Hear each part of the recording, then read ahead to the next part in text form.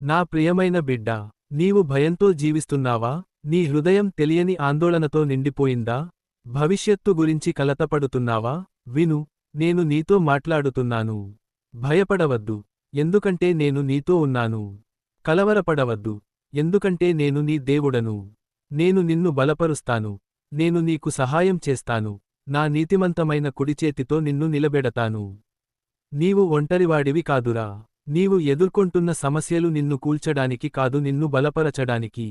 నీ కన్నీళ్లు నాకు తెలియవా? నీ రాత్రి నిద్రలేని వేళలు నాకు కనిపించవా? అన్నీ నాకు తెలుసు.